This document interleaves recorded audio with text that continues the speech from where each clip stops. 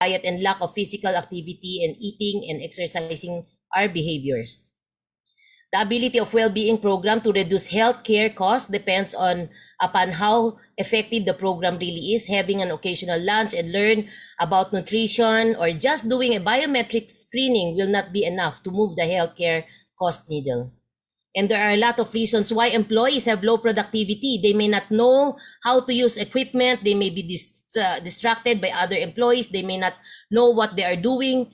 They may be tired or they may be on social media. One of the main causes of presenteeism is poor health. Work sites with comprehensive well-being program can experience reduced absenteeism for a variety of reasons. Employees with good health behaviors are lower absenteeism. Employees who can control their stress have lower absenteeism, and employees with healthy blood pressure, cholesterol, and glucose have lower absenteeism, and who are not overweight or obese have lower absenteeism also. And with the well-being at work program helps employees achieve all of their needs, both physical, social, and emotional. When it is all said and done, your employees want to feel loved and appreciated. And when they do, really good things happen at work. And of course, productivity goes up, customer service is outstanding, problems get solved, and people get creative. They like coming to work, they appreciate their employer, they work better with others, and they have high employee morale. With this presentation, you can see that breathing, food, water, sleep, home excretion is the most important, but bottom line, wellness works here. The morality, creativity, spontaneity, problem solving, lack of prejudice, acceptance of facts. And of course, self-esteem is a major component, confidence, achievement, respect of others, and respect by others. To conclude, of course, hybrid workplace models have empowered employees to reclaim physical health. Despite more physical freedom beyond the traditional office walls, employees are largely sedentary. Work-life balance is more important than ever. Providing comfortable working environment can drive employee affinity and improve company culture. And continuing to embrace flexibility is essential. Most employees agree that flexibility to work from home or the office has increased their job satisfaction. Again, for take home to everyone, life's too short. Take time to celebrate and appreciate the amazing people in your life. It's not what we have in life, but who we have in our life that matters. And with that, thank you again for giving. I hope I keep my time. As the president of our group of companies, I would like to congratulate Enria and Dishud, and given sharing with you that my life verse, Philippians 4:13, I can do all things through Christ who strengthens me. Thank you and good morning. Thank you, Doctora. Thank you. Through the years, DBP has established itself as the country's premier institution for sustainable development. Complementing government efforts to usher in a golden age of infrastructure, DBP takes on an enhanced role as the Philippines' infrastructure bank. DBP will help bridge the country's infrastructure gap. Increased funding and advisory services will be channeled to priority infrastructure projects. Through public-private partnerships at the national and local government levels, DBP will provide the financial muscle for government's Build, Build, Build program. Revving up for greater challenges ahead, DBP steps up its drive to influence growth nationwide. Mainstreaming more Filipinos into the development process and empowering all sectors to contribute to sustainable progress.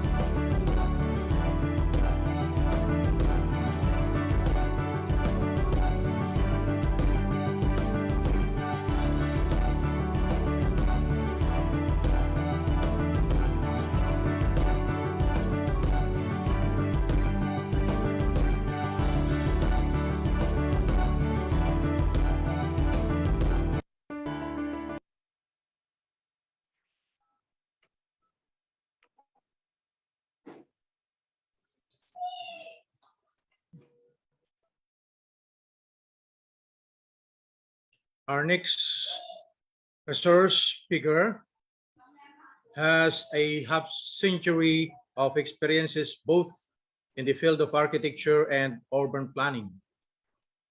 He founded and led the Palafox Associates and the Palafox Architecture Group Incorporated.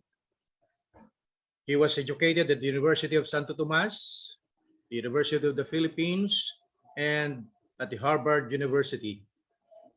He has traveled and did study tours and lectured in more than 1,000 cities and 79 countries and territories.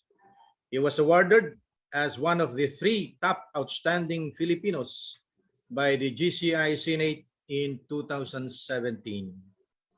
He was recognized by the Professional Regulation Commission as the 2019 Most Outstanding Professional of the Year in the field of environmental planning. Fellow Enrayans, it is my honor to introduce architect Felino A. Palafox Jr. Good morning, sir. Morning. Morning. Thank you, Sir Dave Lubong, for the kind introduction, and thank you, Enria, for inviting me to share again today in this conversation. Yeah, and the title of my talk supposed to be alternative titles, but it was printed the 3 alternative titles, so I try to present them within the time allotted, and we'll start with the 3D animation, and I beg your understanding indulgence for those who may have seen some parts of this already. So the title of my talk is 100 New Cities by 2050, the Philippines in the top 20 economies of the world by 2050, and a first world country by 2040. And hopefully by 2030, we are a middle income country. And let's start first with the 3D animation of Clark Freeport Zone, Aerotropolis, airport-driven city, then the Pampanga Megalopolis, and the Metro Davao Urban Master Plan, Leyte Ecological Industrial Zone, and Batangas State University as Innovation Hub. I presented this in Dubai, in the Dubai Expo, March 5.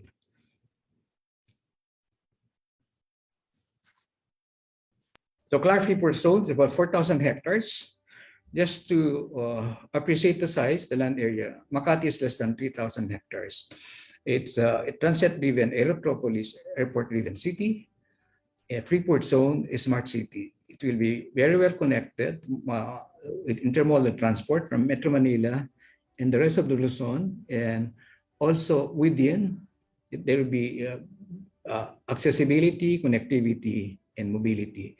We subdivided it into 7 districts: Northern Gateway, Southern Gateway, close to the airport, and smart city, technology city, leisure, and industrial, and everything is mixed-use development, integrating places to live, work, shop, dine, and so on. And we'll have bus rapid transit. We propose also a railway, and it will be a 15-minute city once the plan is completed. Your destinations should all be within 15 minutes walking, biking, and public transit.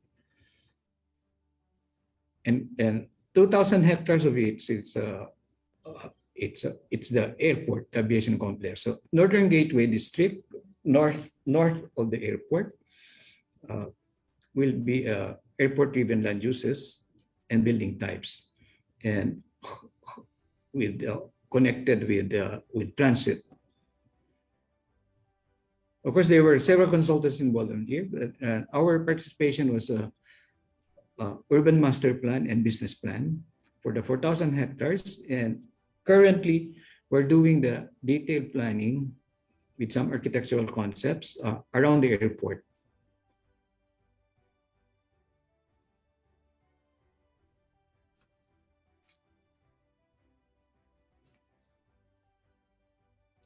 Al fresco dining, more outdoor dining areas.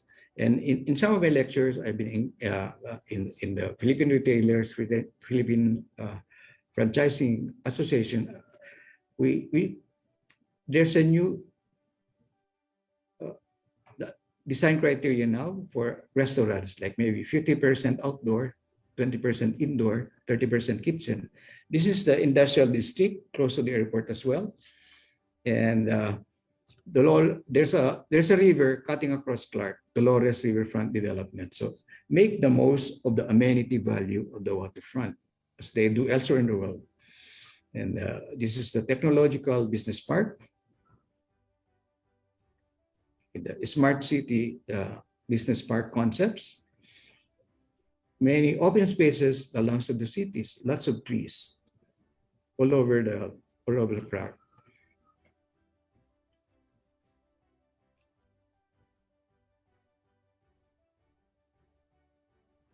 Bicycle lanes, Stutzenberg Central Park and Civic Center. Will maintaining the parade grounds which they used to have as the Central Park, and the heritage buildings will be maintained and tall buildings behind them.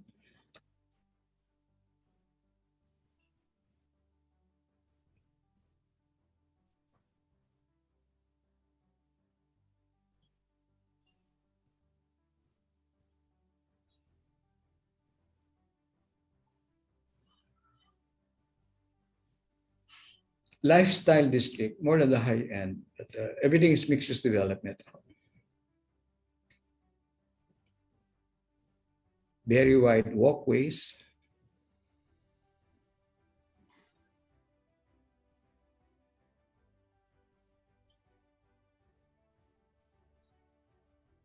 Golf courses. We're part of the master planning of the latest golf course there, and also the design of the clubhouses and villas around them. We've done 9 projects inside Clark, mostly private sector. Leisure district.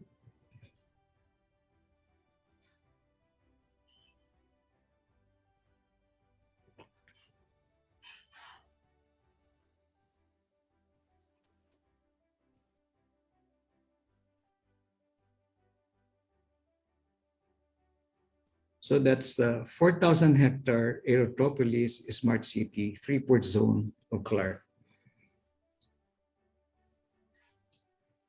I hope this will influence the needed 100 new cities by 2050. The next one is Pampanga Megalopolis. A megalopolis is several metropolitan areas, a metropolis several cities, and Pampanga is 3 times the size of Singapore, 2 times the size of Hong Kong. 23 cities and municipalities.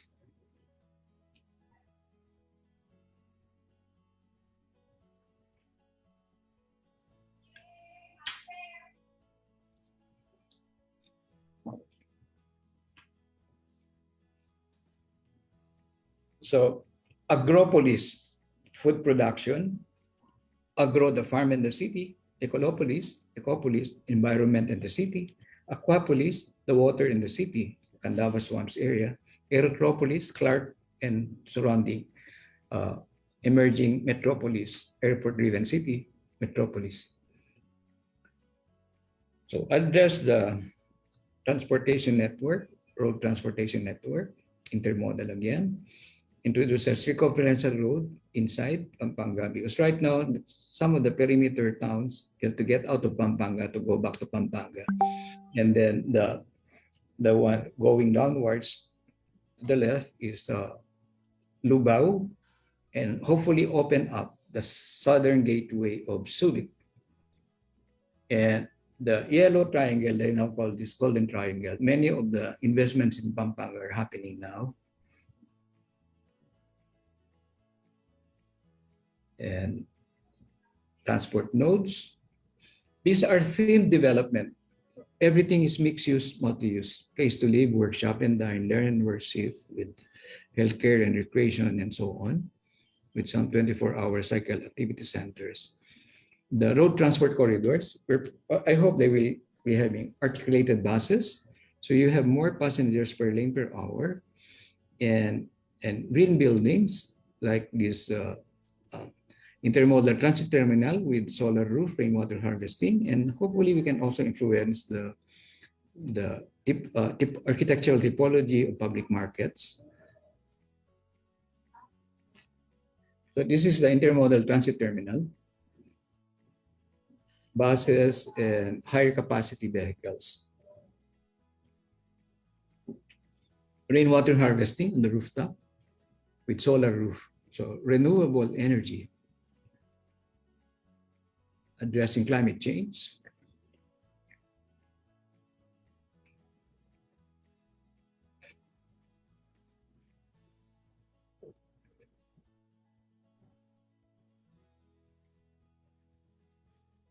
The bus lanes would be the inner lanes, so they don't interfere too much with the activities on the sidewalks, with skywalks connecting them. And our advocacy is the road transport corridor should be 1/3 for people, pedestrians and bicycles, and 1/3 for trees and landscaping. It takes about 10 trees to recover the oxygen out of the carbon monoxide per car. So these are themed developments, and even bulk water supply was identified, addressing even the floods and so on. Tourist Information Center, I hope we succeeded, inspired by the indigenous architecture of Pampanga.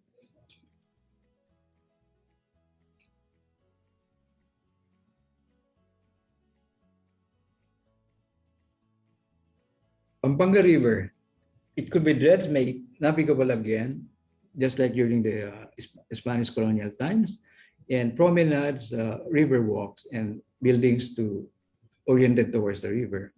So that's a plan for the province. Currently, we're doing now Ilocos Norte with us famous also Metro Davao. Metro Davao Urban Master Plan. Our client here is the Mindanao Development Authority, 8 LGUs. So we propose to change the paradigm of Mindanao as backdoor to the Philippines to front door to the Philippines, and propose a much larger international airport. There are 6 kinds of infrastructure. Progressive infrastructure are international airports, international seaports, international schools, international standard hotels and hospitals. So we propose a much larger than that. 3 LGUs are competing for the location of this. So hopefully we create new cities at the edge of the cities or in between towns. So these tall buildings, vertical urbanism, should not be inside congested, built up downtowns, and make the amenity value of the waterfront of the Davao Gulf. Promenades, huge open spaces, the lungs of the city. Let people enjoy the waterfront, not cars enjoying the waterfront. International seaport. The Davao Gulf is deeper than the Port of Manila. And the Mindanao, because Celebes Sea is becoming a more important navigational route, interconnecting West Philippine Sea, South China Sea, Philippine Sea, and Pacific Ocean. Hopefully, cruise tourism will come back.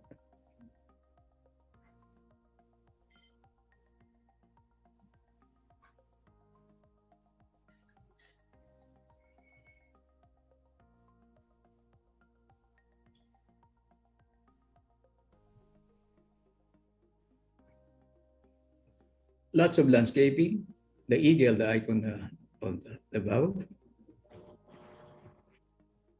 Again, walkways, walkable, bikeable, lots of trees and landscaping.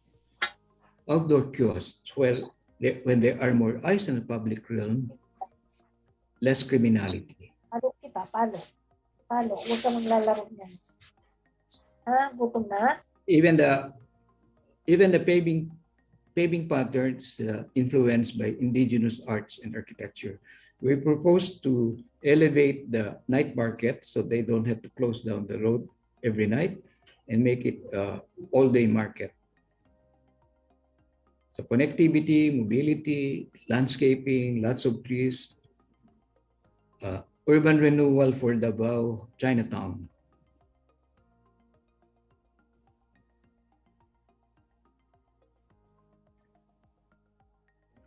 Land area-wise, I was told Davao Chinatown may be one of the largest Chinatowns outside China. Intermodal transit terminal, we were inspired by the indigenous architecture of Mindanao, Mindanaoan architectural typology, and for different modes of transportation, buses, jeepneys, and hopefully interconnected with the Mindanao Railway. Elevated walkways, skywalks, activate the area so people will use it, and very well landscaped, and handicap friendly, even wheelchair ready to cross above the street.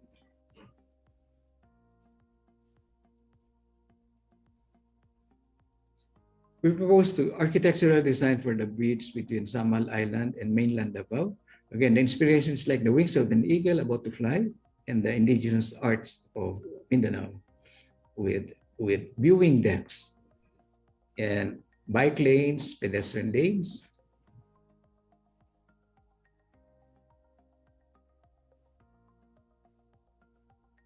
Cruise ships could even go underneath, so we consider the vertical clearance. So truck lanes, bus lanes, car lanes, bicycle lanes, pedestrian lanes, and hopefully a rail, monorail, or a light rail transit, and landscape street. And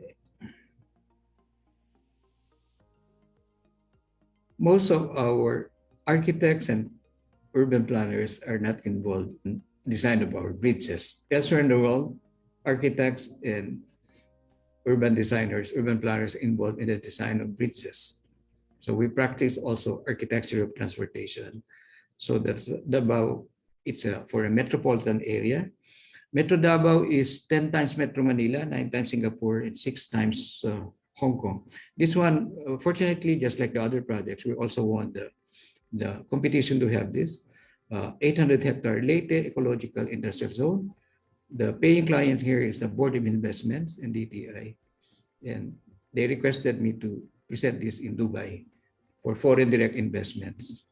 So part of our scope of work was site selection, master planning, urban regional planning, environmental planning, and architectural concepts with marketing collaterals. So this is to copper.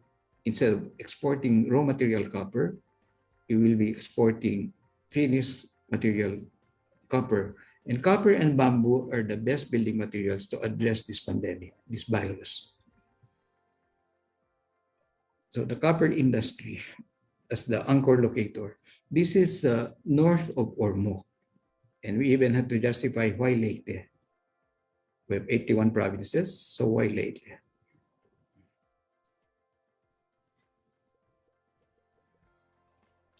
Strategic location, and it has already an existing port.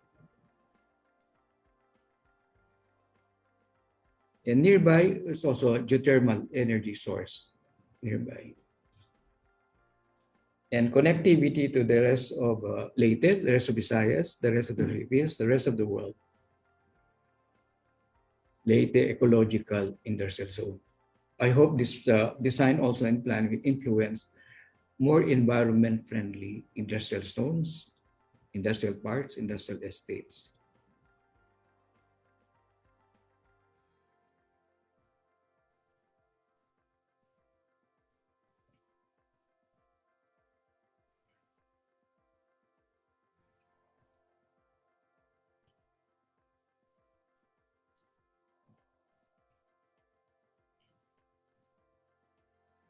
So Isabel and Merida, Leyte, in Leyte. Carve out 800 hectares for ecological industrial zone, symbiotic concept, circular economy.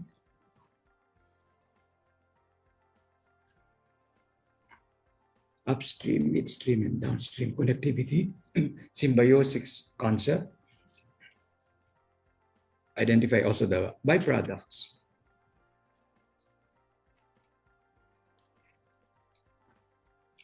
It's like a industrial park in a forest or a forest in an industrial park.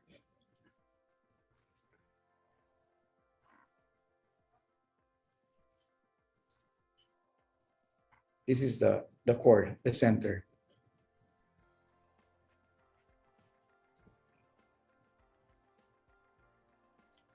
Commercial zone also, so not just place to work, but a place to shop and dine, place to live as well.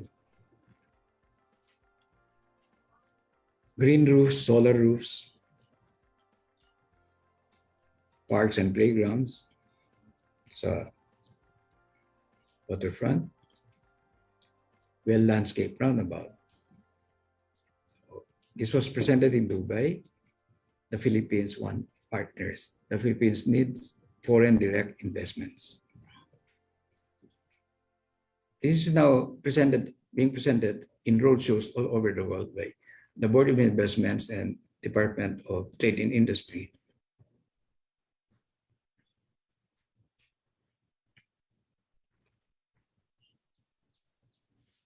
Next one is the Batangas State University. KISS Park, Knowledge, Innovation, Science, Technology Park. This is the first PESA-registered university campus. And fortunately, again, we won the design competition and bidding for this.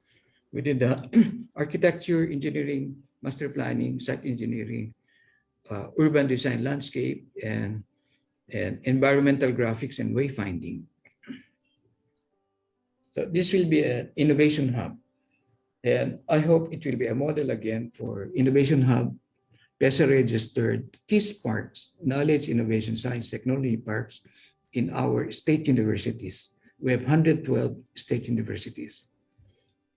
And there are now technology companies elsewhere in the world are now considering locating here. So it's PESA-registered, so it will be tax-free.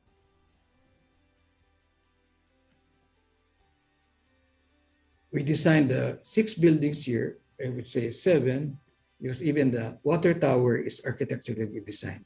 KISS Park, that's the environmental graphics and wayfinding. And we, in the design of the buildings, we already considered this pandemic. More outdoor interaction areas, outdoor classrooms.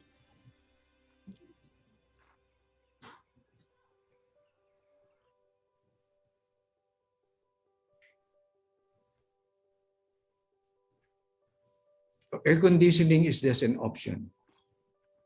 We optimize natural light and ventilation.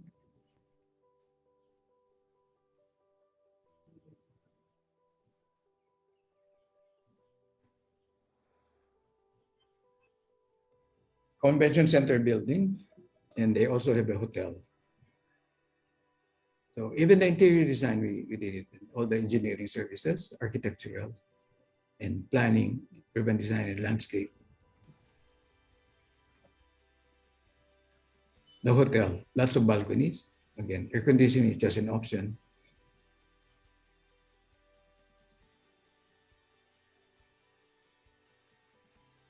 The rainwater harvesting facility. It's a water park. It's not just a landscape feature. It's also rainwater harvesting. It can be a fish pond or emergency water for use for emergency, but designed to be a social interaction area.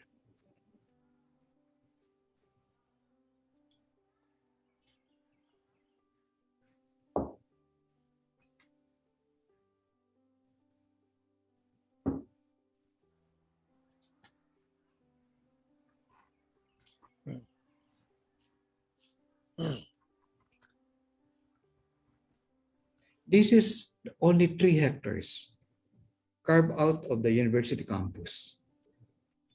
So we have inquiries now from other, even private universities. So this is the first PESA registered KISS Park inside the university. And they just got cited as, I think, Center of Excellence for Engineering, Batangas State University. So if there's more time, my team prepared a PowerPoint presentation. I have 19 minutes to 11 o'clock. If I may, is it all right? yesterday. So the Philippines 100 new cities by 2050. That should have been one topic. And also, yeah. Please share.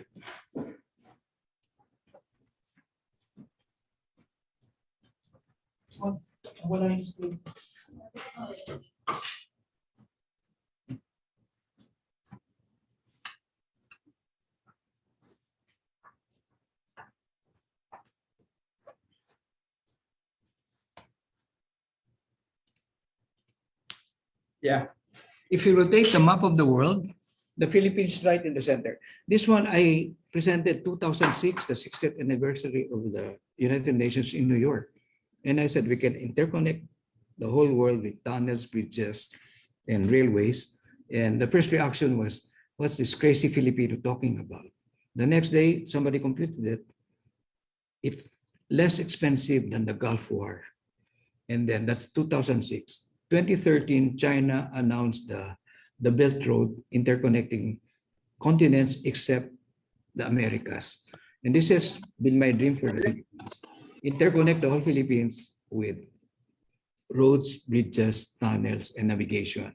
And Japan did something like this. I thought of this in 1978, interconnecting the whole Philippines. It's being done now like the Bataan Cavite Bridge, and we also proposed the Guimaras Iloilo Negros interconnectivity, and I also proposed here 10 circumferential roads interconnecting Central Luzon and Calabarzon to avoid Metro Manila.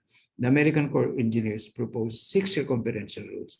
So slowly we did the provincial planning for Pampanga. We're now doing Bulacan and several projects in both of these. And hopefully it will be continued by the next administration. By 2050, the Philippines will need 100 new cities, as the population is projected to be about 150 million. Next slide. I've shared this before, and we have so many blessings. We're #1 in the world, our country, in marine biodiversity, #1 in voice call centers, #1 in sailors. I'd like to believe #1 in musicians and nurses. We're #2 in BPOs, and we are #2, it's not written here, in geothermal energy. We have the 3rd longest coastlines. Some countries, they go to war because they don't have the coastline, like Iraq invading Kuwait, and many countries in Europe, and now Russia invading Ukraine. I think they want more waterfront. We're now #4 now in gold. We're #4 in gold reserves and #4 now in shipbuilding, thanks to the Japanese and the Koreans. We are #5 in all other mineral resources, #12 in human resources. So 400 times the size of Singapore, 350 times the size of Hong Kong, 8 times the size of Taiwan, 3 times the size of South Korea. And from the 1930s to the 70s, we were #2 in Asia, second only to Japan. That's one of the reasons Asian Development Bank located here. Asian countries thought the Philippines has the highest potential to be a financial center. When I was elected president of the Management Association of the Philippines, my proposal was develop a culture of integrity addressing corruption towards good governance, criminality, and climate change, and also inequality and infrastructure, and we would be in the top 20 economies of the world. And some forecasts also, by 2050, the Philippines can be in the top 20 economies of the world, #16. And I think provided we have what it takes to have leadership and good citizenship. Vision Plan for Paris 2050. This may be the look of a city. At Palafox, we have 5 integral ecology guidelines: social equity or people first, job creation, poverty alleviation, then planet Earth or the environment. Then we can talk about prosperity, profit, economic goals, without forgetting culture, history, and heritage, and interfaith spirituality. This is our guidance in accepting projects. In year 2000, the American Institute of Architects, I pledged that by 2030, zero net energy buildings by 2030, carbon neutral by 2030. I walked the talk, so sometime ago, 2009, I gave up a $1 million architect's fee for a proposed 6-star hotel, but they got a tree cutting permit and they instructed me to destroy 366 70-year-old trees. I returned the $1 million contract and I got legal cases after that. But I got several projects, foreign direct investment in the Philippines, 5 of them after I gave up that $1 million. So you close one window of opportunities and more windows of opportunities will come down. One of my professors in Harvard used to tell us, this century will be a re-century. Reimagine, replan, re-architecture, redesign, re-engineer, redevelop, renew, reduce, reuse, recycle. Hopefully we'll have urban renaissance. And there are, to me, 6 to 7 kinds of infrastructure. Progressive. These are the international airports, there are seaports, there are schools, hospitals, I'll tell you. Hard infrastructure, we all know that. The build. Roads and utilities. Soft infrastructure, very important. The ease of doing business, no red tape, no corruption. Green and sustainable infrastructure, plan. Digital, artificial intelligence, Internet of Things, fire, fourth industrial revolution, infrastructure, and institutional social infrastructure like health and education, and also good institutions to implement the plans. If you don't have the institutions, nothing will happen with our good plans. Next slide.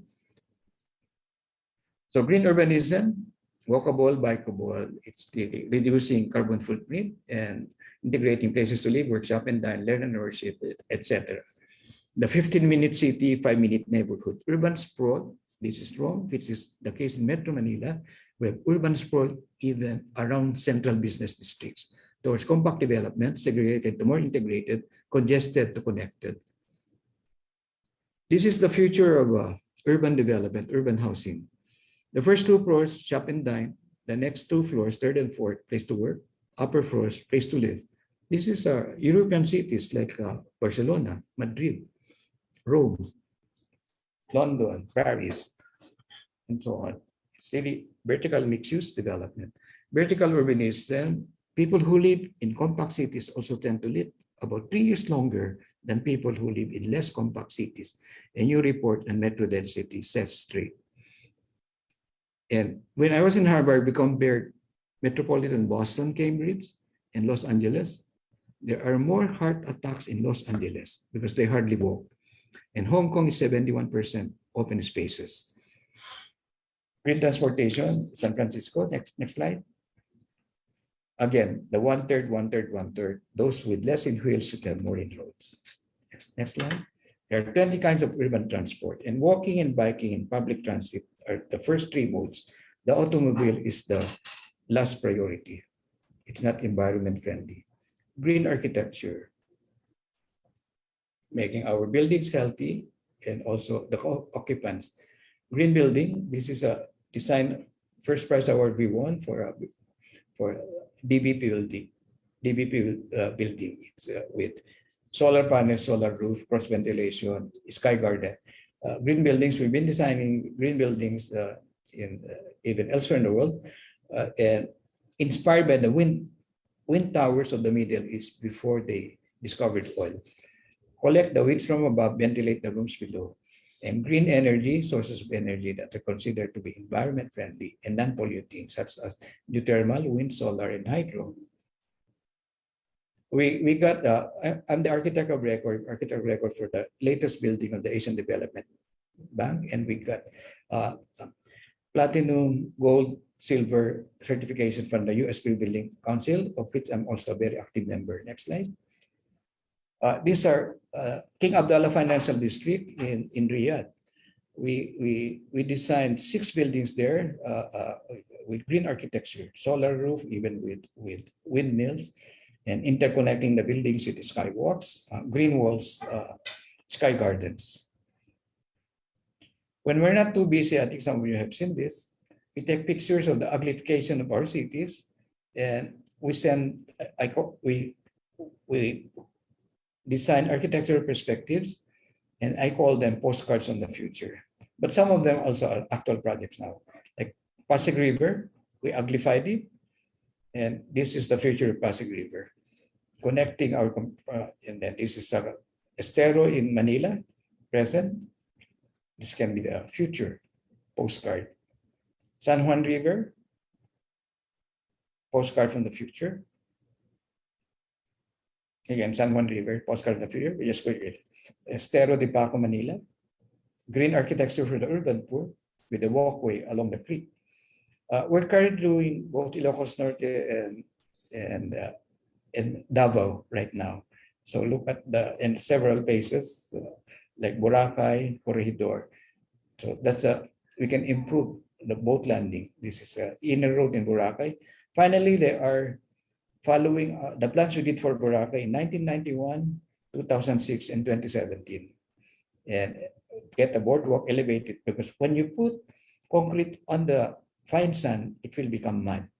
Next slide. So this Boracay, San Vicente, Palawan. We won the design competition, planning competition here, San Vicente, Palawan, and we got this was cited in London as what by the Royal Town Planning Institute as one of the top 8 best master plan projects in the whole world that time.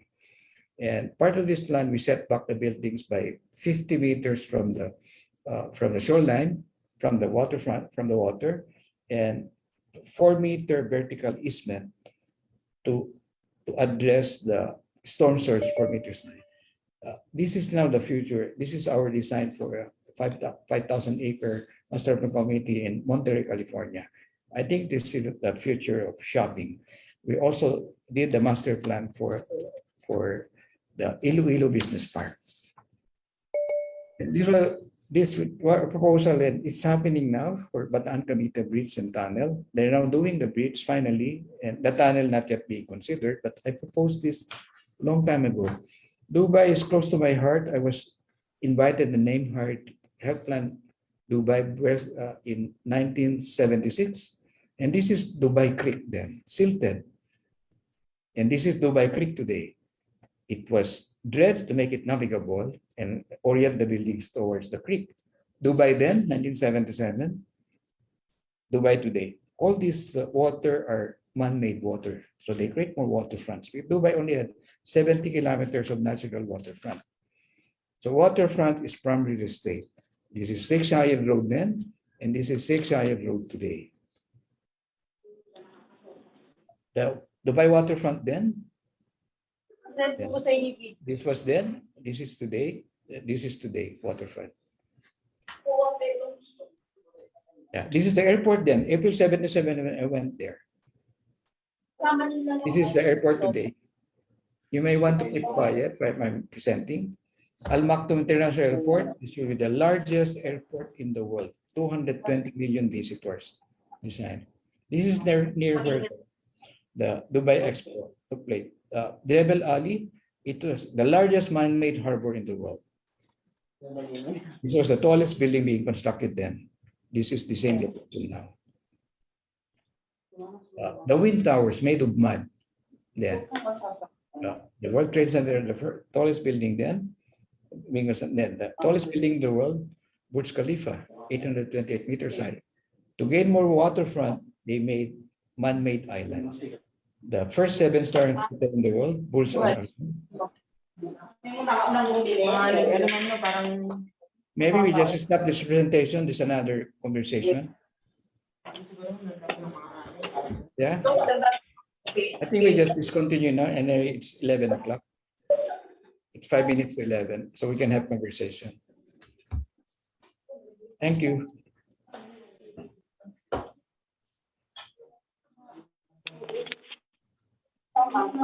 Thank you for the opportunity to share, and I hope that somebody talking can have her own webinar. Thank you for that, Architect Palafox. May request the Secretary to kindly mute all the participants' microphone if possible.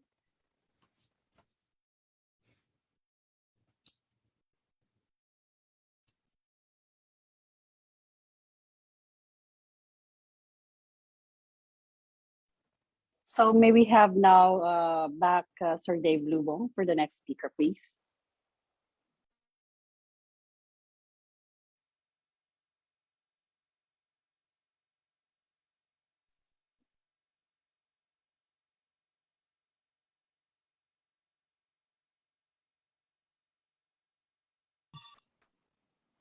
You're on Our mute. resource speaker is a certified public accountant, Architect Pala, not yet done.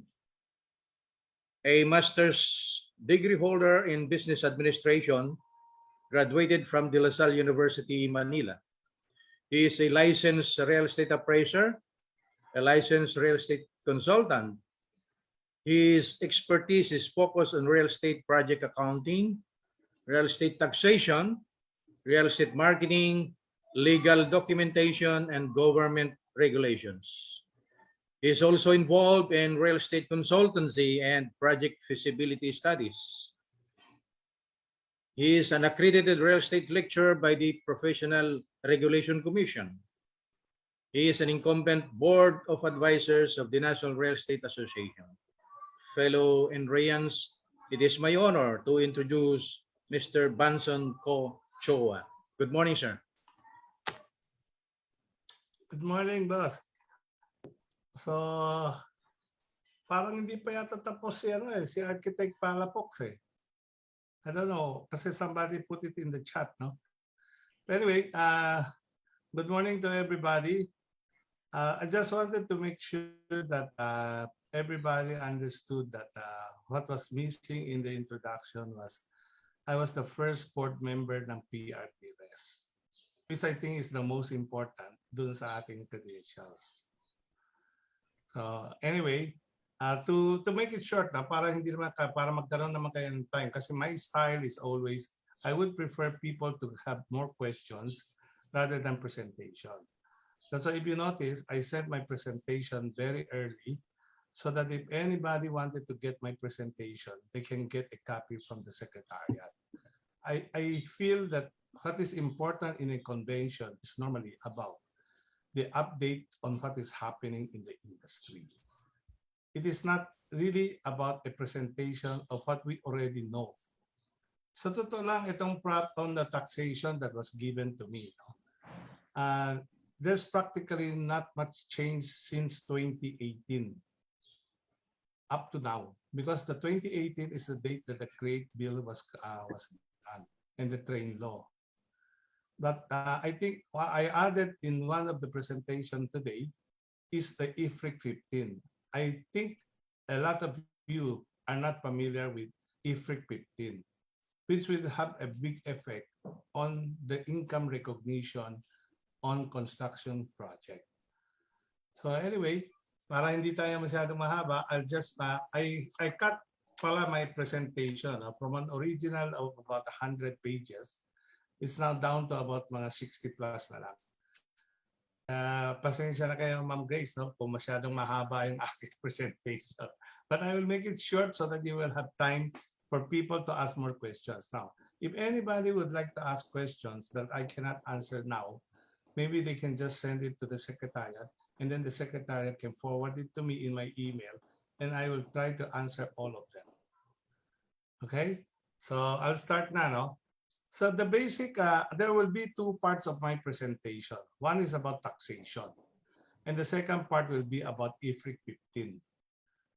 Para sa karamihan, which are basically brokers, appraiser, and consultant on real estate, I think this taxation is important. Pero pagdating to sa IFRIC 15, it's more of the accounting. Kasi accounting treatment of income recognition lang yan. Okay. So the train law is RA 10963, which talks about personal income tax, final tax and passive income, estate tax and donors tax, VAT exemption and zero rating, excise tax on petroleum product, automobiles, coal, cosmetic procedures, and sugar sweetened beverages, compliance requirement, and then obtaining information by CIR. Okay, just to let you know, I will not mention anything about excise tax because it doesn't have any relationship directly to the real estate industry. But I will focus more on the personal income tax, final tax, estate tax, and donors tax.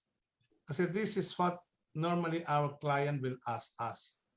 As a broker, they will ask, ano ba ang mga dapat kong gawin when I have a problem on real estate regarding estate tax?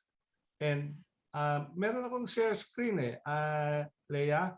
Ano mo yung share screen?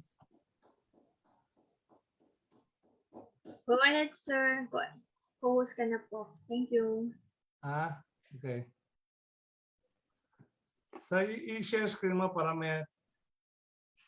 Okay, so anyway, I ran through the presentation fast now so that you have more time to ask questions now. On personal income tax, there are three types of income. One is employees, they get salary. Second one is self-employed individuals and professionals. And then the third one is mixed income earner. As to how you compute the taxes you have to pay, okay, these are all presented in my slides. No? Okay, now there's also a distinction between resident alien and non-resident alien when it comes to taxes that you have to pay. So, okay.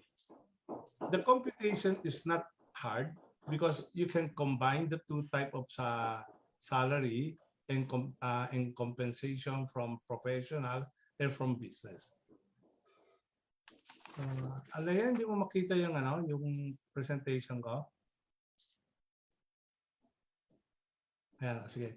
I-forward mo hanggang dun sa final tax on passive income.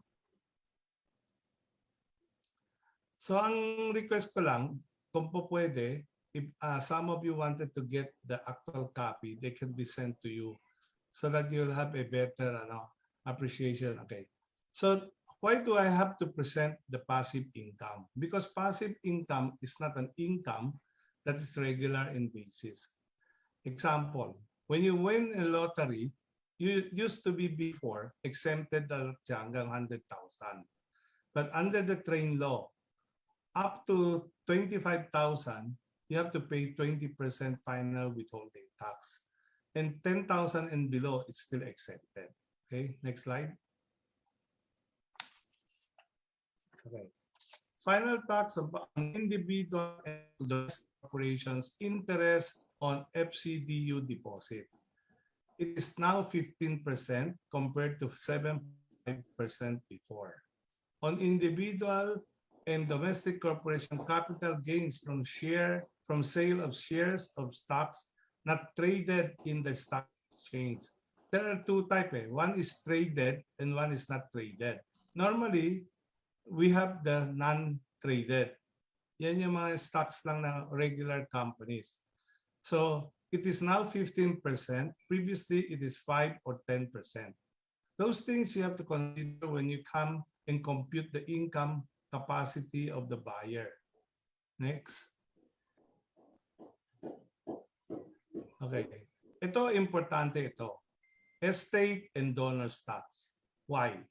Because there are a lot of buyer or seller that have the problem on estate tax and donors tax. Okay, why do I say estate tax? Because of the big amount of taxes being paid before the law was passed. Okay, a lot of people did not pay their estate tax until they wanted to sell the property. And that becomes a problem because the basis of the computation will no longer be the same. And then we have the donors tax. What is the number one reason for donors tax? The buyer do not have the capacity to pay. That's why a lot of people are using the donors tax as a basis for them that the tax is being paid by the donor and not by the donee. Next slide, please, Leah. Okay. Before, that's why a lot of people do not pay because the rate is very high. It ranges from exempted, which is up to 200,000, but when it is 10 million and over, the amount you have to pay is 1.1 1,215,000 plus 20% in excess of 10 million. Now, with the train law, everything is now computed at 6% lang. That is one of the big advantage that the seller and the buyer eventually will benefit for a fixed rate of 6% lang. Okay, now next slide. Okay. Ang mga deduction are given naman. So there are two types, for citizen and for resident alien. Before, you have the judicial expenses, medical expenses. Ngayon, nawala na yan sa claim kasi there's no more computation. It's only based on 6% na lang, straight na siya. So next slide. Okay. Deduction to estate citizen and okay, citizen before, ang family home deduction is only 1 million. Now it is 10 million. Standard deduction ngayon, standard deduction of 5 million. Outright na siya. So if you have less than 5 million deduction, you just claim what you have. More than that, hindi na siya okay? So, meron nagte-text. I think just make sure that if possible, the slide can be given to anybody that requested. Okay. Next slide, please. Deduction on estate of non-resident alien. Ito yung sinasabi kong difference between resident alien and citizen and then non-resident alien. Before, expenses, losses, indebtedness, and taxes. Ngayon, nadagdagan siya ng standard deduction of 500,000. Okay?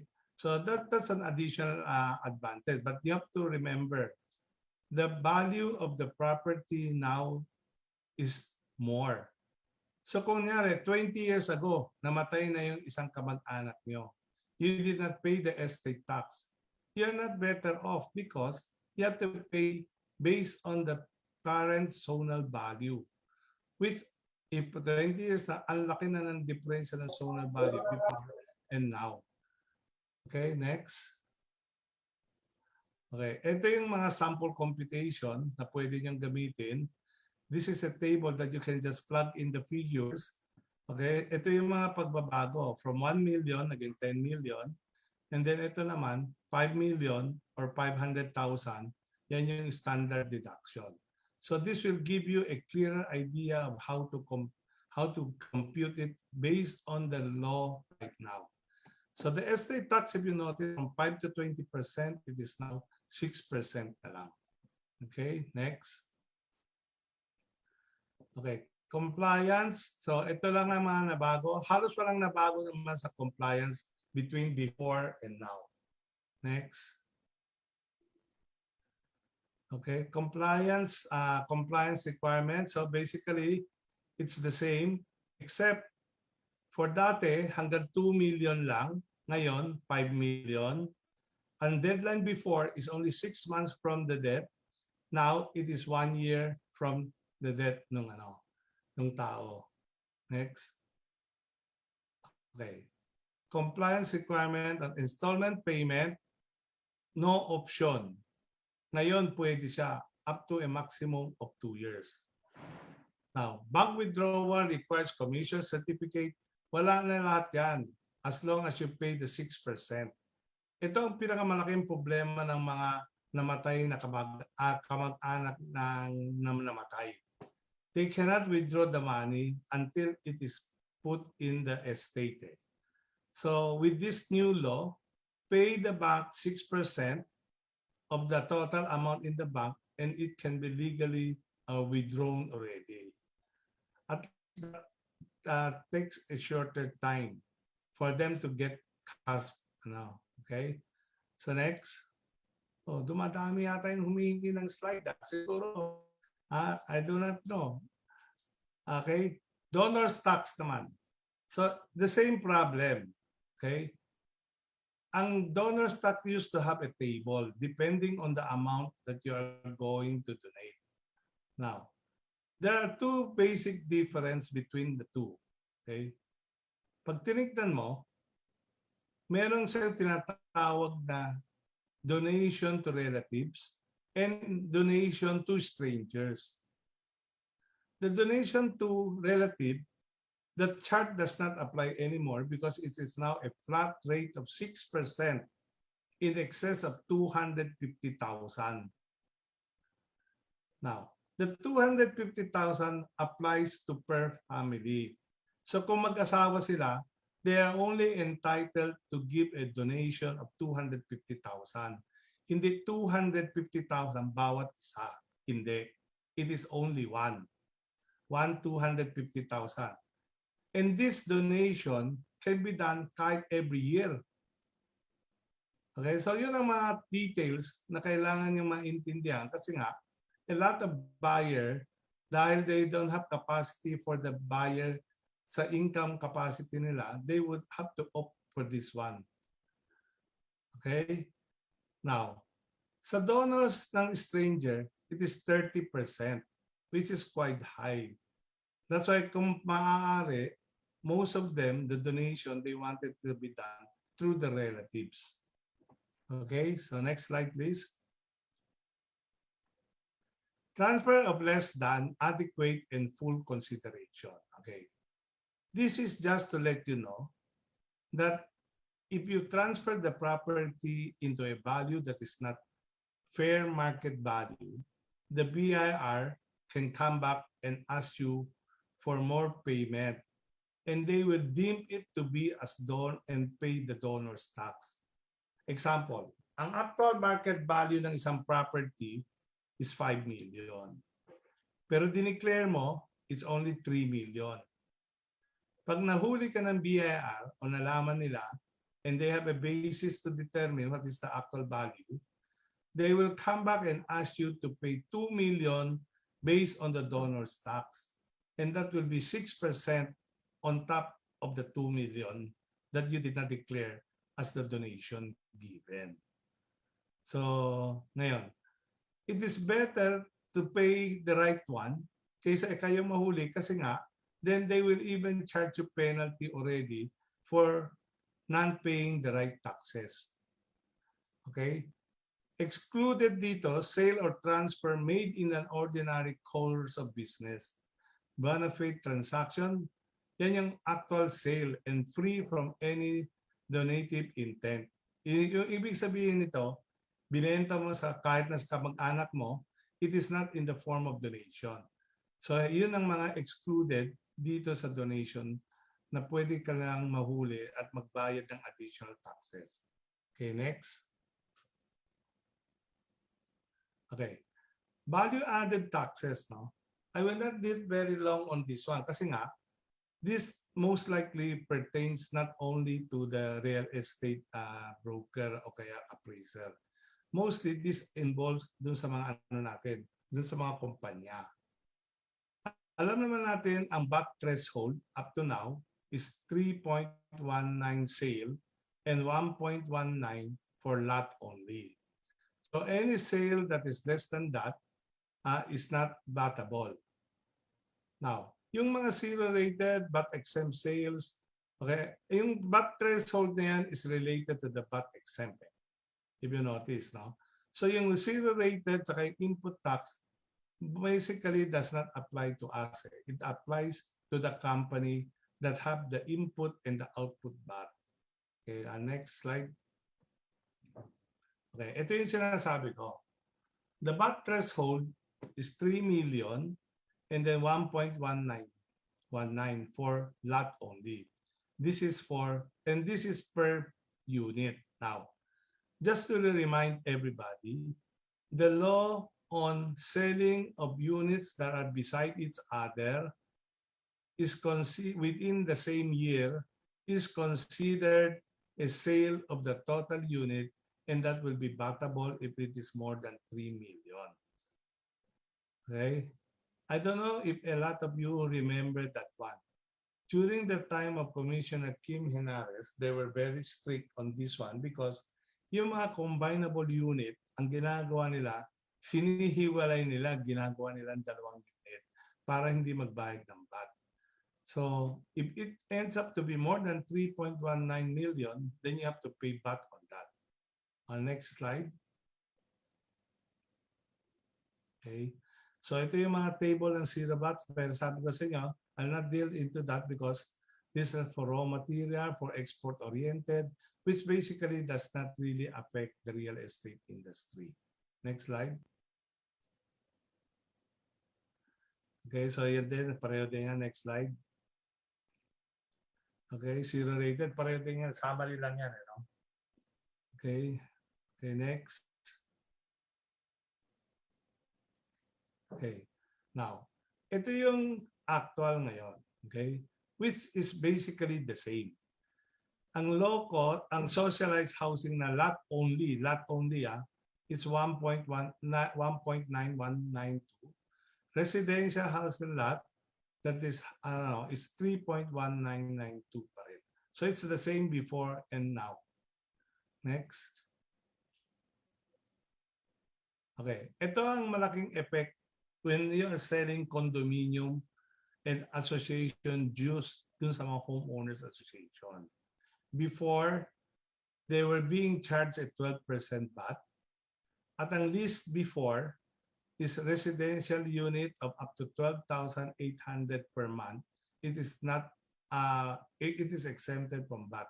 Now, all association or homeowners dues and membership fees are VAT exempt. So totally nawala na yan 12%. Now, ang lease have been increased from 12,800 per month to 18,000 per month na. And this talks about per unit. Hindi siya pinag-uusapan about the total number of units that you're leasing. It is per unit of this unit. Okay, next.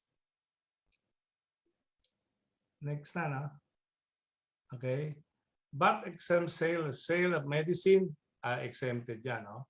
Sale of other type of ano. So nadagdagan lang yung listahan ng ng mga exempted sa VAT. Next slide. Okay, amortization of input. So I'll just get into it now. Amortization required only until 2021. Beginning January 1, 2022, input VAT creditable in full. Unamortized input VAT from prior period shall continue to be amortized until fully utilized. That does not apply to us dito sa sa mga real estate. Okay? It applies only to the developer and also to the yung mga accounting people na nag-handle ng mga libro. Okay, next slide.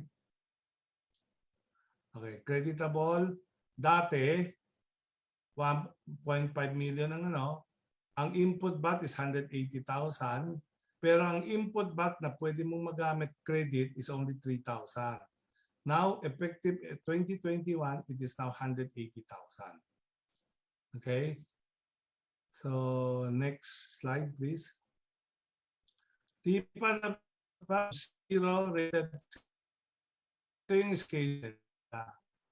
Before, taxpayer 2 years, BIR 120 days, and then 30 days to decide to deny or no action.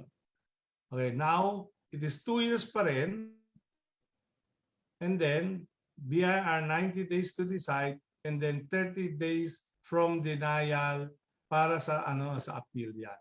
Okay, so this is just procedures so that you have an understanding ang timetable na pwede kayong mag-request ng refund. Next. Refund and input VAT from zero rated. Basis of denial, no specific provision. Now, the commissioner must state in writing the legal and factual basis for the denial. At least, maliwanag na ngayon, hindi pwedeng basta na lang denied ka without any reason. Ano ang mga sample ng mga basis? No basis for VAT zero rating, not properly supported input VAT, and not properly supported zero rated sales. So there are specific reasons, but these are not the only reason that they can deny you. Next. Compliance requirement. Monthly and quarterly filing. Pareho pa rin siya ngayon. Monthly and quarterly filing pa rin. Next slide.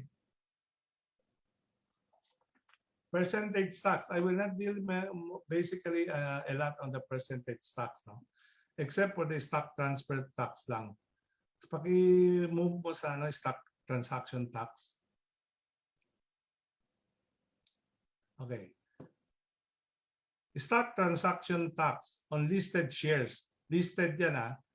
Tumaas lang siya from 0.50 of 1% to 0.60 of 1%.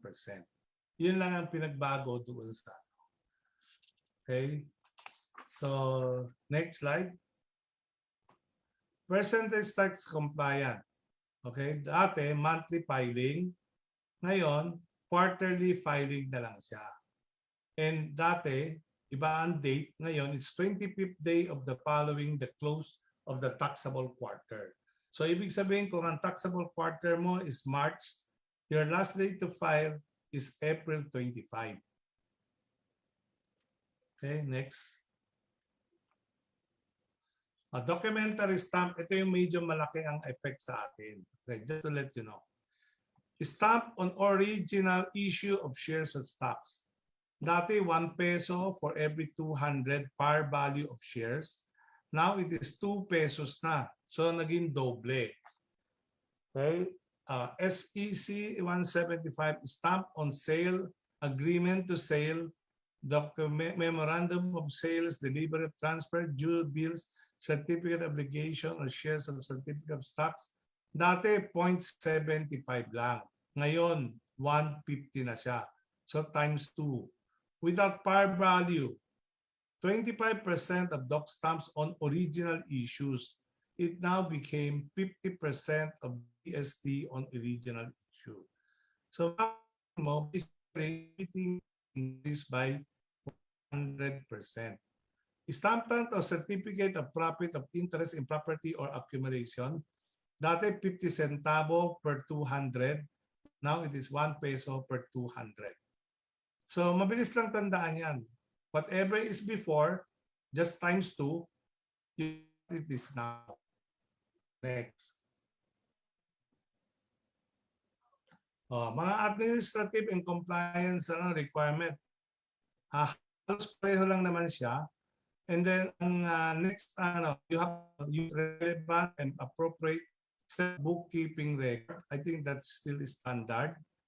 And then next slide. Can we go to the penalty? Yun ang gusto ko lang maintindihan nyo na every omission that we have a penalty. Okay? Okay. So you're supposed to keep the record within 5 years. So digital, ito bago to. No? Kasi dati, before, wala yung digital. Ngayon, a lot of people are now using the digital. Okay? So within 5 years from the effectivity of this act and upon the establishment of a system capable of storing and processing the required data. So this is just something to remind everybody that within the next 5 years, we are supposed to do this. And this started in 2018. Okay, next slide, please. The use of electronic. Okay. So, pakipunta doon sa penalty. Ayan, penalty provision. Pare-pareho lang naman ang penalty provision niya. Provided that in no case shall the deficiency and the delinquency interest prescribed under subsection B and C hereof be imposed simultaneously. So you can only impose it one at a time. Deficiency interest, which interest shall be assessed and collected from the date prescribed for its payment until its full payment thereof, or upon issuance of a notice and demand by the commissioner of, hindi siya immediate kagad pag inassess kayo. Pag nagkaroon na ng demand for payment, then your interest will start accruing. Okay, next. Okay, ito yung mga kailangan nyo maintindihan. Upon conviction, pag hindi ka pa convicted, hindi mo pa dapat bayaran itong mga ito. Okay, upon conviction thereof, be punished with a fine of not less than 500,000 pesos, but not more than 10 million pesos. And hindi or, and imprisonment of not less than 6 years, but not more than 10 years.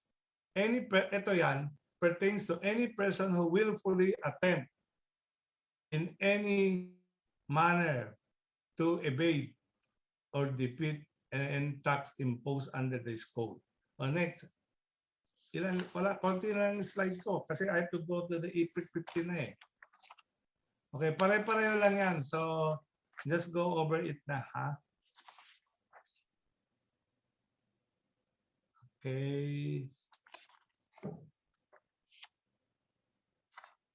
Karamihan nito are all published naman eh. So, what you have to do is if you really need to get more in-depth details, just ask for a copy and then you can refer on the item that is already. Oh, time up na lang ako eh. So, bigyan ko na lang kayo ng may extent tungkol sa April 15, no? Siguro need another 5 minutes lang, no? Can you go to the April 15, yung answer? Yung slide ko tungkol sa mga answer. Okay. I will just give you 3 items about the April 15. Ito, may kinalaman, this is already approved in it should have started in 2021. But because the industry have been requesting for deferment, we have not yet gotten any news if it will already be implemented in the 2022. Now, to let you know, there is a lot of a discussion being done on this one. And we are trying to come up with a Philippine reporting financial standard, which is different from the international financial reporting standard. So I just wanted to give you some idea kasi this might affect eventually the pricing and also the recording of the books ng ating mga binebenta. Okay. Ang contract is always based on only on the contract to sell, but based on the kung kailan siya pwedeng i-deliver. Okay, so next slide na. Okay, significant financing component. This is one very important thing. No? They are relating the percentage of completion of the unit compared to the payment made by the buyer.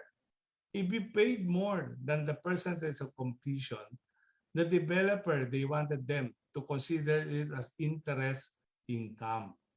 And then, pagka mas late naman ang construction mo, it will now be considered as interest expense. But we told them this is not possible. With so many thousands of units that we are selling, it's not right to compute it every day or every month as to the income and expense of that particular project. Kasi tayo, normally, we have what you call an estimated budget.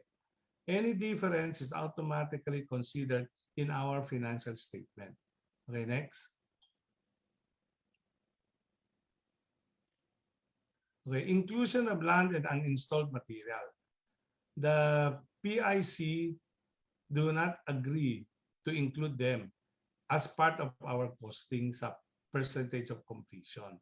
Even though we have actually paid for the material, but they say that it is not yet installed, they would not agree that it be included on the percentage of completion. Kasi malaking effect yan eh. If a percentage of completion is small, then you have to come up with more bond to pay for the development, completion of the development. So yun ang pinag-uusapan pa up to now, but they have not yet agreed. Okay, next. Sige pa. Yan. Standard costing, PIC allowed us of standard costing as long as this approximates cost. More or less naman, 99%. Lahat ng estimate natin, hindi naman tumatama eh. So I think we just come up with a reasonable estimate eventually so that it will be approximate to the actual cost based dun sa history natin. Okay? Anong next? Last na yata yung tungkol dun sa ano. Okay. KUSA. I don't know if a lot of people know about KUSA. is the common usage service charges. Okay? Ito normally nangyayari ito sa mga mall, sa condominium. I think some of this also applies to to mga homeowners na subdivision. Okay. Electricity and water, hindi siya included. Kasi nga, ang kontrata nyo ay hindi yung developer, but yung Meralco o kaya Manila Water o Maynilad. So, that one goes to the principal. That one cannot go to the principal, which is the developer, but it should go to the agent. Next. Okay, susunod. Okay, the next one is the common expenses. Yan yung mga pinaghahati-hatian ng mga unit owners. That is being managed and being paid to the principal, which is the developer or the homeowners association. Okay, next. Yan yung mga expenses ng air condition, yung mga real property taxes, yung mga iba. Okay, next item. Wala na, meron pa. May kadugtong pa yun eh. May nasa spades pa. Okay, anyway, di bale. So ganito na lang, no? I think for me to explain carefully on this one, maybe if a lot of people would like to get a special session, pwede siguro para at least just Andrea just arrange it. Kasi I feel that the topic given to me is too short for a 20-minute presentation. So hindi naman tayo makakapag-question. So I would request, if possible, anybody have any question, send it to the secretariat and I'll request the secretariat to send it to me. Ganun na lang ho. Okay? So thank you sa pagdinig nyo sa aking presentation.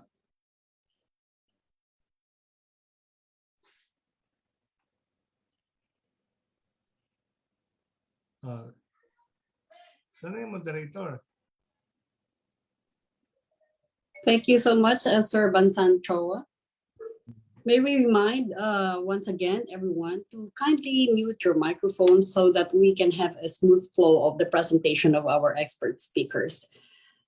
We now proceed to our open forum for our moderators.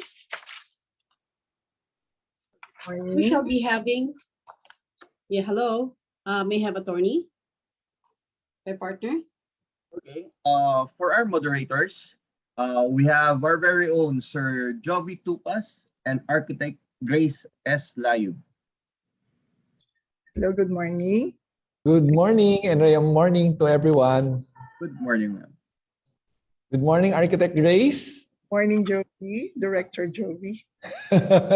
Okay, Architect Grace, I'll let you start off. Medyo maganda yung mga usapan natin, so let me give you the chance to start it off. I have here a question for Architect Palafox. Architect Palafox.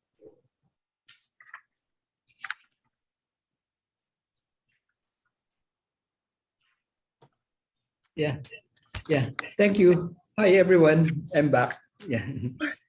Good morning, sir. Our apologies for the It's noise okay. earlier. It's okay. Na-under time lang ako ng 5 minutes, but I think sobra-sobra rin siguro yung tatlong But topics. you have always been inspired with your postcards from the future. Thank you. Sir, you have in your presentation, you have presented like Batangas, Leyte, Davao.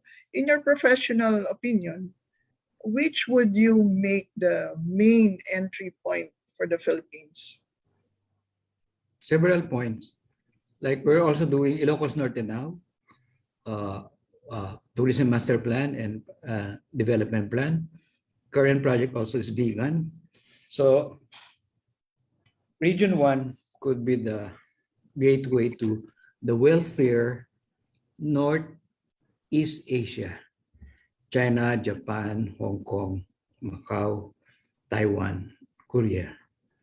Then Mindanao, Metro Davao could be the gateway from Iaga and Australia, New Zealand, Papua New Guinea, and so on.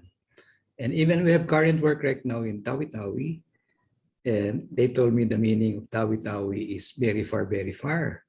So I told our client, we'll make Tawi-Tawi very near. Gateway Okay. from the IAGA is Asia Growth Area. So many points. Of course, Metro Manila, Calabarzon, Central Luzon, and so on. Because the length of our country. Natupok ang isang residential area sa Valenzuela. Pahirapan ang pagapula Host, dahil daw sa you mahinang mute. water pressure. Nakatutok si Corinne Katibayan. Malayo pa lang, kita na ang naglalagablab na apoy sa residential area na ito request, sa Valenzuela City. Pasado alas 4 we ng regret hapon for kahapon, your nabulabog ang mga residente ng barangay Dulong Tangke, Marinta sa biglang pagsiklab ng sunog. Agad naglaba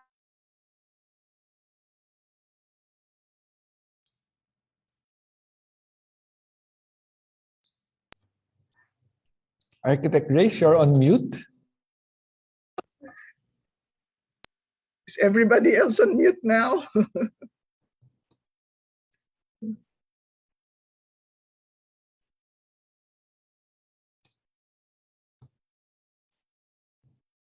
Hi, Architect Joey. Grace?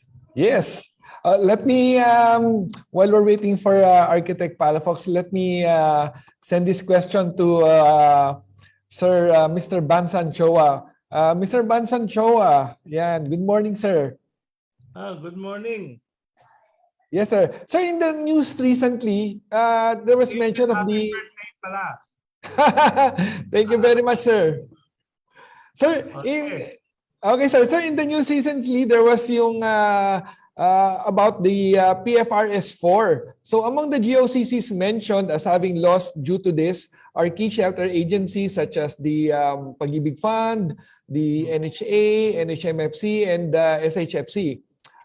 Sir, simply put, sir, what is the PFRS-4, and would these reported losses negatively affect the said GOCC's performance in housing? But sir, before you answer that question, sir, may we ask you for your email address, because a lot of people, especially in our Facebook and our chat box, are asking for your email address and where to contact you and where to get the slides. Okay. I think I said it clearly kanina. Send everything to the secretariat so that secretariat can have a record also. You know, it is for me, I really, kahit na maraming nakakaalam ng email address ko, kasi a lot of people are sending emails that are irrelevant. Alam mo ba, just to give you an idea, okay? I get about 200 to 250 messages every day.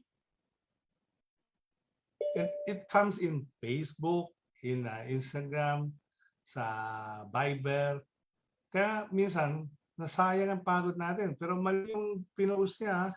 Oh, my name is spelled wrong. Si Cheryl Lim Ortiliano. Okay? Now, pero para sa kabutihan ng Andrea, I'll give you my actual email address. bansanc@yahoo.com. Ganun lang kasimple. Thank you very much, Mr. Bansan Choa. Sir, then going back, sir, about PFRS-4. Okay. So can you give me a brief background of PFRS-4? Kasi baka hindi tayo pareho kasi nagbabago-bago yung mga number eh. Sino nagtanong noon about the PFRS-4? Sir, may nagsabi, sir, about yung sa news na recently about GOCC losses exceed 703 billion as the state insurers adopt PFRS. Okay. Alam mo, kasi nga, we are not involved with the GOCC. We are more involved on the private sector. That's why if you notice, I was presenting IFRIC 15. Because IFRIC 15 does not deal with the government. It deals only about private shares of listed and unlisted company. Now, if you're talking only about PFRF4, it is only a Philippine standard lang. It is not international standard. That's why I'm not very familiar with that. But just to give you an idea. Ang sinasabi niya, baka, I'm not quite sure. How is the government going to recognize the losses that is incurred by the GOCC? That's why it's only called PMRS. Kasi nga, that is only a Philippine standard. And it applies only to the Philippines. It does not apply to the international standard. Kung ako tatanungin mo personally, I will tell. Sa gobyerno, meron yung tinatawag na exempted naman ang gobyerno. It is one packet from another. That's why if there are government expenses, the government do not have to pay real property taxes. The government do not have to pay other type of expenses. Kasi pag tinotal mo yan, it also all goes to the government. Nakama? So sa income and expenditure niya, eventually, doon pupunta lahat yan. So kung hindi ako nagkakamali, I think kahit gaano kalaki ang losses nila o gaano kalaki ang income nila, it will just be a reflection of the performance of the GOCC. But at the end, pagdating sa total income and revenue ng national government, I think it will all be taken into consideration. So, yun ang sagot ko sa'yo. Pero para sa akin, I don't see the relevance of that in our real estate convention today. Okay, so thank you very much, Mr. Bansanchoa. And then Architect Grace, before you pose your next question to Dr. Mary Gao, let me go back again to Architect June Palafox as medyo nakat again siya. So, Architect June, to continue, sir, your response to the question.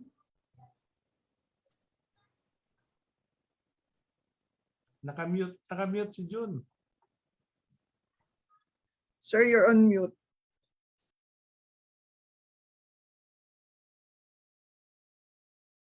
Daw ang Yeah. reading museum So, ang kanyang just like my makakatunan. presentation earlier. Architect June, I think the background audio is playing in your computer. That's why we're hearing it. Maybe you can close that window. Presentation, lalo na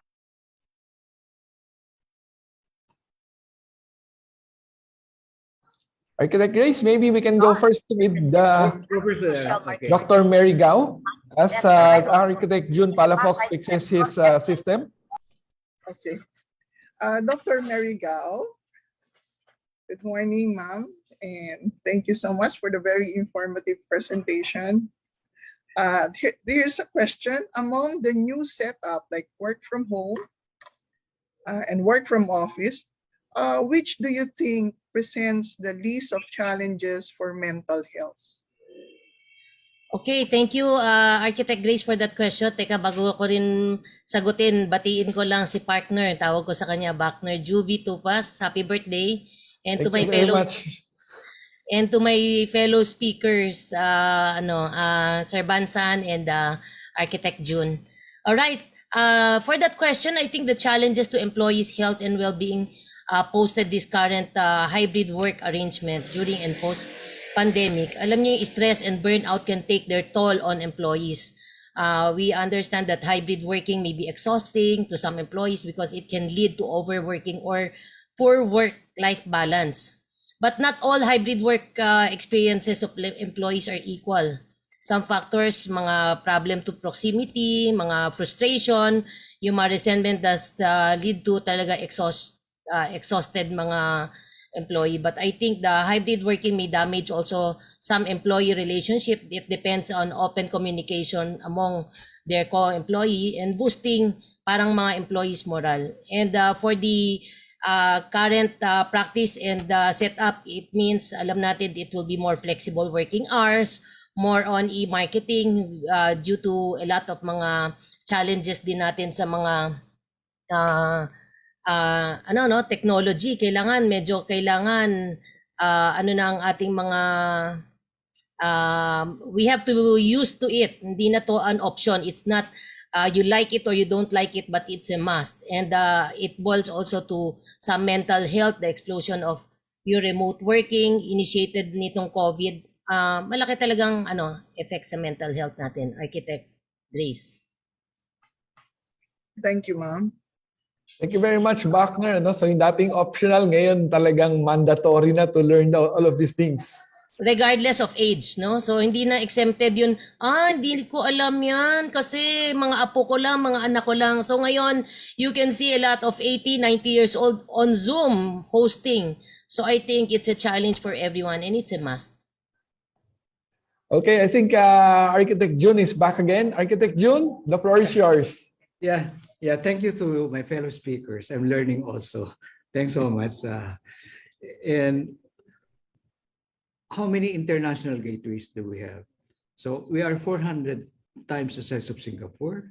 So we can accommodate 400 international airports. If you look at the United Arab Emirates, their international airports, I think some of them like Dubai and Sharjah, just 20 kilometers away from each other. And Dubai building the largest airport in the world. I think it's only 70 kilometers from the Dubai airport. Then close by is Abu Dhabi airport, Al Ain airport. Because what will I say? Before the evolution of cities, they were port driven from the ports, then railway driven, then highway driven. This century will be airport driven. Speed, agility of airports. And they found out even land value appreciation between Schiphol Airport in Amsterdam and downtown Amsterdam, there's now higher land value in around Schiphol Airport.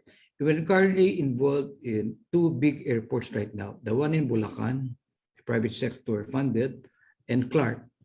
So it will balance because planning is balanced. Our development is imbalanced.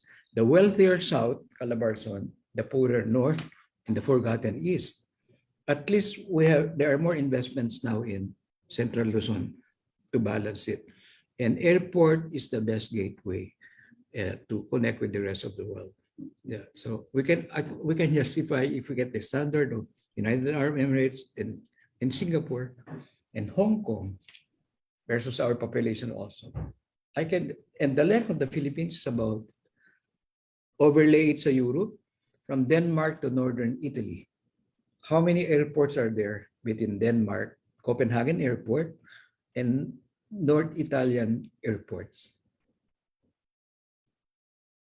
So people ask me, why are you doing the airport in Bulacan? You're also doing Clark. I said, we need more airports. In my term paper in Harvard, by 2050, we need 6 international airports, Central Luzon, Metro Manila, and Calabarzon. Thank you. Thank you, Architect June. Thank you for that question. Joey? Yes, Architect Grace, as much as we want to extend and get more questions, sadly, our time is almost up. And I would like to request last words or closing statements from our speakers. Let's start with Mr. Bansan Choa for your closing statements and hopefully invite for your next lectures and other events. Okay, Sir Bansan? Thank you everybody for listening. As I said earlier, there are a lot of things that we need to be updated. So I don't mind if there would be additional series of convention or even business meeting, if we can give update to our mga members natin. Kasi what is more important for me is an update instead of giving them history. So anytime that you need us, just let us know ahead of time, and we'll make sure that we update on the topic that you will be giving us to present. So have a nice weekend, and it's a good convention. Pero sa totoo lang, masyadong maiksi yung time na binibigay mo sa bawat tao. Understood, Sir Bansan. So thank you very much. Talagang lagi maasahan natin. The number of speaker to more relevant topics. Yun lang ang feeling ko. Okay? Thank you. We'll take note of that, sir. Thank you very much, Sir Bansan. Now we go to Dr. Mary Gauso. Bachner. Yes, Bachner. Totoo yan. Sabi nga ni Sir Bansan, ako nga para ako naghahabol just to keep my 20 minutes slot, but it's always good to highlight the important things only. I hope I was able to inspire and give part the about hybrid work and yung mga how we take care of our employees. Background, I have 100 plus employees and they are our assets. So I would like to share with all of you that it's really a work on progress, yung mga adjustment natin, but at the end of the day, we should give value to the comfort of our employees, which they are the one giving earnings to us. And beside, everything is by God's grace, no? Hindi naman ito because of us, but it is all because of God who gave us favor and who give us this opportunity to serve and to be inspiration to others. And with that, congratulations to Enria and Dishud, of course, Bachner, to your position, and to all, the best is yet to come. Let us all be together in the next boom of real estate. God bless. God bless po. Thank you so much po. Architect June. I just like to mention Architect June because you mentioned earlier that we might have seen already the postcards from the future. Yeah. Please be informed that we will never get tired of watching it because it has always inspired us through the years.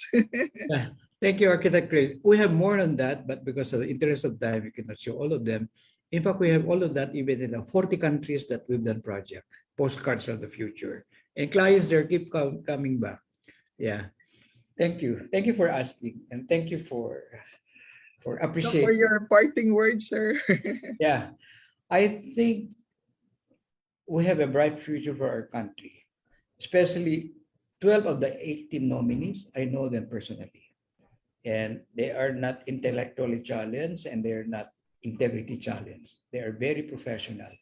And if we can learn from the rulers of Dubai, desert town to a global city, the rulers of Dubai that I've worked with, they have visionary leadership, strong political will, good appreciation of good urban planning, and good design like architecture engineering, and excellent management. And I think even within our lifetime, Mr. Bansanchoa and Dr. Merigao will realize our country to be a first world country. We should have good leadership and good citizenship. Thank you. Okay, thank you very much, Architect Palafox. With that, this is again your trustee and trustee Jovi Tupa signing off. And for now, Architect Grace. Yes, this is Architect Grace Layu signing off for now. Thank you very much. And returning back to our hosts. Back to you. Grace and Ernest.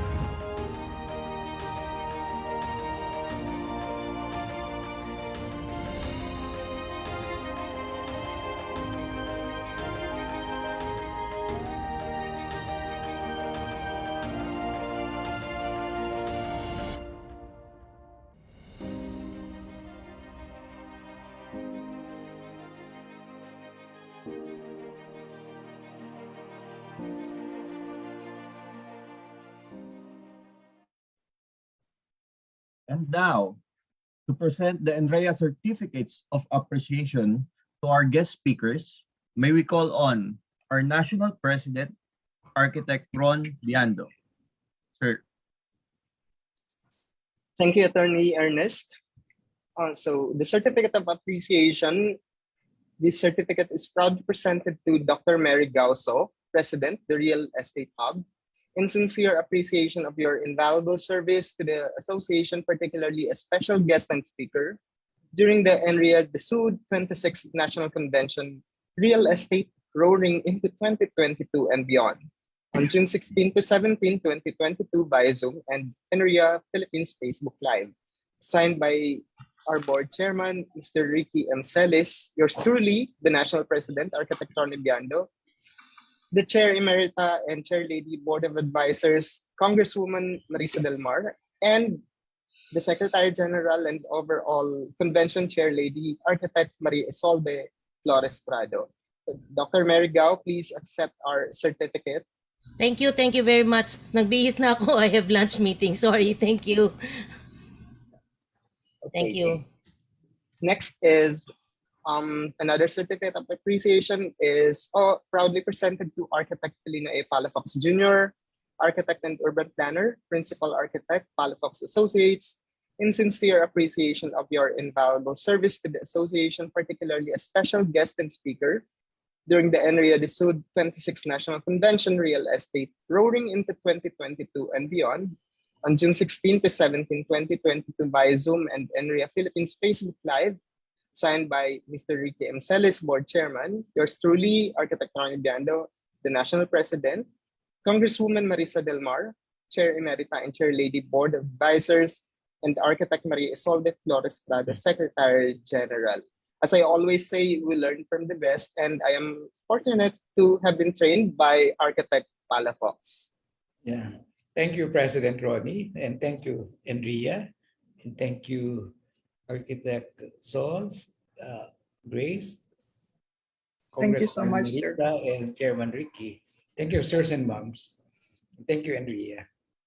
Thank you so much, Architect. And another certificate of appreciation is proudly presented to Mr. Bansan C. Choa, CPA Chairman, Surewell Equities Incorporated, in sincere appreciation of your invaluable service to the association, particularly a special guest and speaker during the NREA de Sud 26th National Convention, Real Estate Roaring into 2022 and Beyond, on June 16 to 17, 2022 via Zoom and NREA Philippines Facebook Live. Signed by Mr. Ricky M. Celis, Board Chairman, Architect Ronnie Biando, the National President, Congresswoman Marisa Del Mar, Chair Emerita and Chair Lady Board Advisors, and Architect Maria Isolde Prado, Secretary General. Please accept our certificate, Sir Bansan.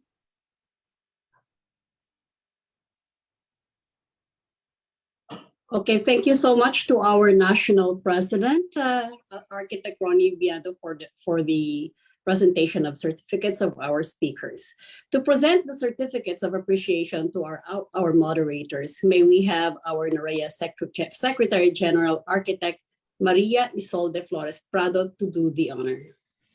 Thank you, Alma.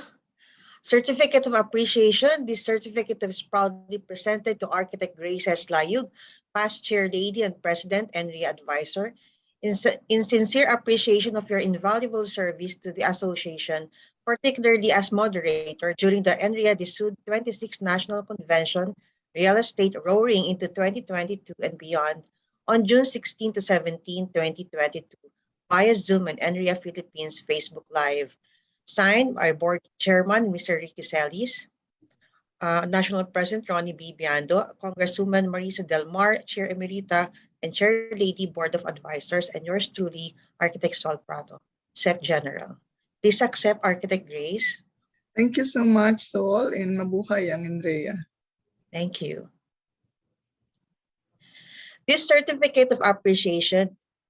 This certificate is proudly presented to Mr. Joby Francis W. Tupas, Director, de Sud, NREA Trustee, in sincere appreciation of your invaluable service to the association, particularly as moderator during the NREA de Sud 26th National Convention Real Estate roaring into 2022 and beyond on June 16 to 17, 2022 via Zoom and Enria Philippines Facebook Live. Signed by Board Chairman, Mr. Ricky Celis, our Thank you National very much, President, Enrea. More power.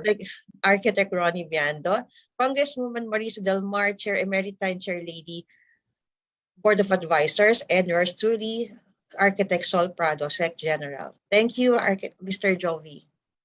Thank you very much again.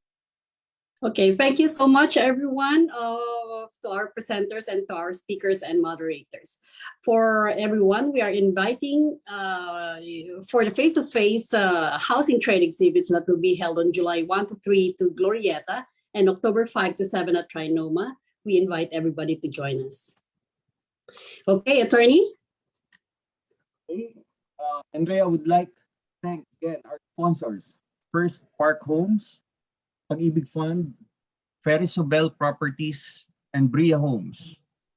And we also would like to thank the Development Bank of the Philippines, Federal Land, Davis Paint, Chanty Gem, and Eganzon Incorporated. Duraville Realty and Development Corp, Houselands, Forest Lake, SMDC, Torre Lorenzo, and Philippine Guarantee Corporation. Thank you very much. Thank you all. Thank you to you, to my partner, Attorney Ernest Adams Marcelo, for this morning's activity. Let's Yes, all ma'am. invite them for this afternoon. Okay, we now conclude the third session of our Natcon 2022. Please be back by 1 p.m. for our session number 4. Thank you very much. Thank you, Alma. Thank you all, and maybe we expect you to have this afternoon. Thank you. Thank you. Picture Good morning taking. to all. Picture taking. A picture. Picture taking now.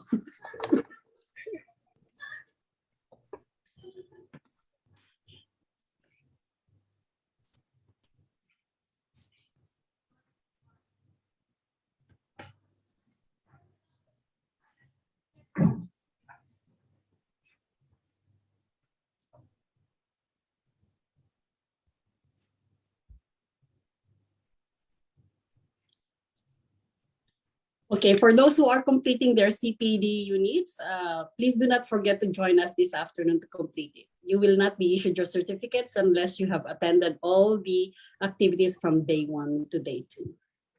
Okay, thank you so much, everyone. Good day to all.